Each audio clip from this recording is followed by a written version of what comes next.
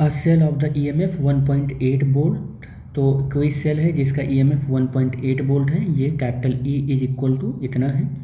Internal resistance कितना है बेटा? इंटरनल रेजिस्टेंस गिवन है 2 ओम का है, इंटरनल रेजिस्टेंस 2 ओम का है।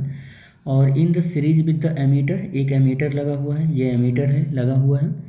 एंड द रेजिस्टेंस कितना लगा हुआ है? कैपिटल आर इज रेजिस्टेंस, ये नहीं लगा हुआ है। अमीटर ऑफ द रेजिस्टेंस, अच्छा अमीटर का रेजिस्टेंस गिवन है, ये एमीटर का रेजिस्टेंस है, तो हम इसको स्मॉल आर और एमीटर ए लिख दे रहे हैं, ठीक है। इसका रेजिस्टेंस है और 4.5 ओम के रेजिस्टेंस से कैलकुलेटेड है, ये कनेक्टेड है, इस तरीके से है ये। तो what would be the reading of the ammeter? Ammeter की रीडिंग क्या होगी? चलो एमीटर की रीडिंग कैलकुलेट करते हैं। तो एमीटर की रीडिंग आई के लिए हम क्या करने वाले हैं?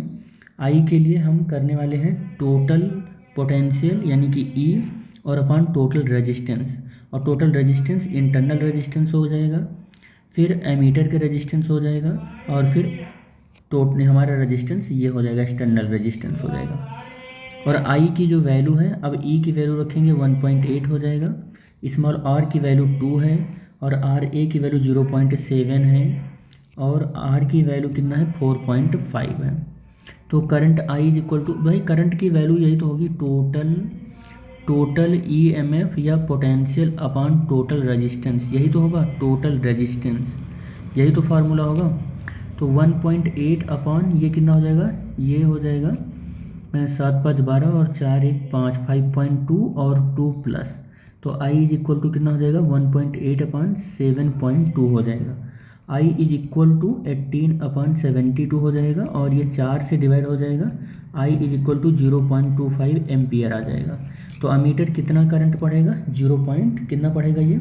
0.25 एम्पियर का करंट पड़ेगा, ठीक है। नेक्स्ट कह रहा है what is the potential difference across the terminal of the board cell. तो कह रहा है कि what is the potential difference across the terminal of the cell.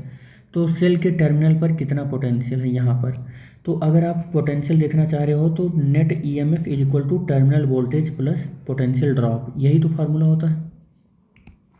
अब इस फार्मूले को देखने के लिए ई की तो वैल्यू हमें पता है, टर्मिनल वोल्टेज हमको कैलकुलेट ही करना है, यही तो है टर्मिनल वोल्टेज, यही तो है ना टर्मिनल वोल्टेज। तो टर्मिनल वोल्टेज हमको पता करना है, पोटेंशियल ड्रॉप हमको पता कर मिल जाए बस। पोटेंशियल ड्रॉप कैसे पता करोगे? तो potential drop V is equal to क्या होता है? आई स्मॉल आर होता है, आई स्मॉल आर होता है। तो potential drop V is equal to I की वैल्यू तो हमको मिल गई है, कितना आई की वैल्यू मिली है? 0.25, और स्मॉल आर कितना है? 2 है, कितना है? 2 है। इसको मल्टीप्लाई करो तो 0.5 वोल्ट बन जाएगा, कितना बनेगा? 0.5 वोल्ट बनेगा। बस अब कुछ करना थोड़े नहीं है, प्लस 0.5 वोल्ट यहाँ पर लिख लो, 0.5 वोल्ट लिख लो आप। तो अब क्या करोगे? Terminal voltage is equal to 1.8 minus 0.5 को माइनस कर दोगे, ठीक है। तो V is equal to 1.3 volt आ जाएगा, कितना आ जाएगा? 1.3 वोल्ट आ जाएगा, ठीक। तो ये क्वेश्चन का सॉल्यूशन हो गया।